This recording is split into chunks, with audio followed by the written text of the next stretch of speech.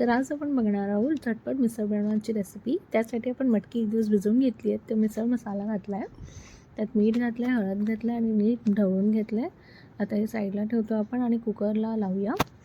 कुकरला 3 शिट्ट्या होऊ देऊ। तोपर्यंत साईडला कढईत तेल घेऊन त्यात लसूण, आलं आणि दालचिनी घेतली आहे, परतवली आहे। त्यानंतर आपण डेसिकेटेड कोकोनट म्हणजे आपलं सुकं खोबरं घेतलं आहे, ते परतवतो आहे। त्यानंतर आपण कांदा, टोमॅटो परतवणार आहोत।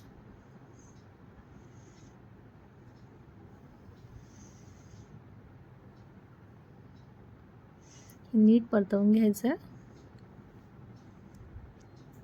त्यावर आपण कोथिंबीर आणि लाल तिखट घातलं आणि परतवून घेतलं। तोपर्यंत आपण ते मिक्सरला लावून घेतोय आणि आता आपण बाजूला पुन्हा एकदा कढईत तेल घेतलं आहे, त्यामध्ये कांदा परतवला आहे, कढीपत्ता घातला आणि ही आपली पेस्ट आहे जी आपण बनवून घेतली आहे। तर कांदा आणि कढीपत्ता परतवल्यानंतर त्यावर मी मिसळ मसाला घातला आहे। मी इथे सुहानाचा मिसळ मसाला यूज केला आहे। लाल तिखट घातलं आहे आणि आपण जी प्युरी बनवलेली, पेस्ट बनवलेली ती आपण आता या फोडणीवर ॲड करून मिक्स करून घेतो आहे।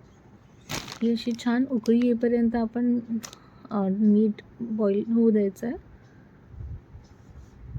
ही उकळी आली की त्यामध्ये कोथिंबीर घातलं आहे आणि मी बाजूला तेलात लसूणची पाकळी, 3-4 लसूणच्या पाकळ्या आणि लाल तिखट घालून त्याची फोडणी दिली आहे आणि त्यानंतर मी आपली शिजवलेली जी मटकी होती ती घातली।